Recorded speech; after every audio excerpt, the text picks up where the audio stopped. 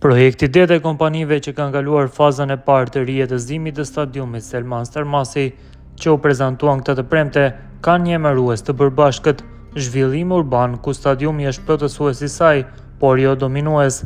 Konkretisht, ky zhvillim parashikon zona rezidenciale në një apo më shumë kulla, zona retail dhe argëtimi, por edhe hapësira çlotëse për komunitetin, ku në disa raste integrohet edhe gjelbërim.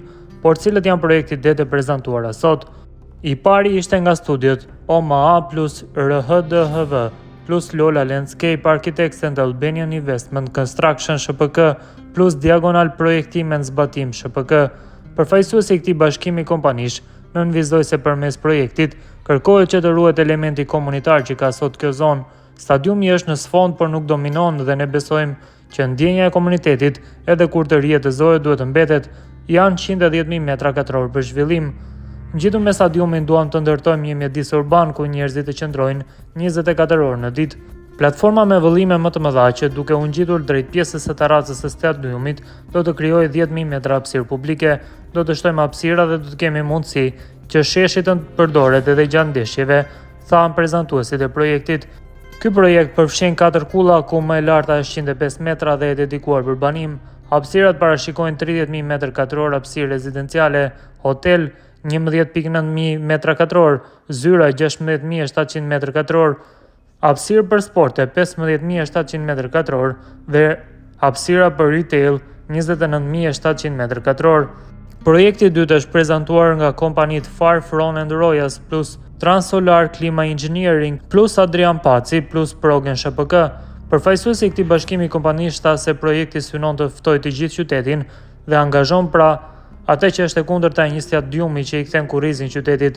Ky stadium ka një prani të madhe dhe për kujtesën kolektive të qytetit. 2 fusha janë në bazë të saj që veprojnë si magnete, duke përthithur pjesë të tjera. Stadiumi ofron vend për 16.000 vet, sa janë dhe standardet e UEFA-s. Kemi një pjesë të ngritur urbane me tipologjitë e veta në rritje. Kemi recepcion hoteli, kinema, salla sportive, restorante dhe hapësira për aktivitete dhe dyqane.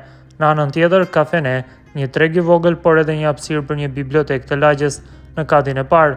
Një pjesë e dytë e strategjisë parashikon një strukturë si skelet që ka të njëjtën lartësi, çdo kat dhe ofron rezistencë dhe e dedikuar për hapësira banimi, zyra apo hotele.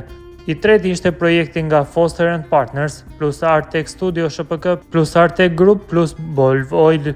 Përfaqësuesi i bashkimit të këtyre kompanive tha se hapësira ku shtrihet projekti është sfiduese dhe me një problem kompleks. Menduam se Chelsea është tek gjelbërimi që gjendet aty dhe menduam që është pjesë e një parku. Një kopësht që ka të bëjë me shumë breza që do të vinë, krijimi një oazi të gjelbër. Ideja jonë është një stadiumi për poshtë sa më shumë të jetë mundur. Puna në terren me dheu nuk është kaq e shtrenjtë dhe t'i krijojnë peizazh të jashtëzakonshëm dhe mund ta zhvendosësh për të ndërtuar. Këtu mund të ndërtohet një gjerdan shumë delikat, ndërtesash që janë të ulta në anë të tyre, në mënyrë që të mund të hysh nga kudo në këtë hapësirë. Duhet lejuar që edhe publiku ta përdorë fushën. Keni bërë një stadium të mrekullueshëm me Air Albania, është ndryshe, por është e gabuar të ndërtojmë një tjetër si ai. Duam të krijojmë një kopësht që është i gjithë këtu, por sidomos pjesa ku mund të ngjitesh dhe të shijosh diçka gjatë ditëve të nxehta. Kulla është në perëndim sepse të gjithë duan perëndimin që të mund të shihet, than ata.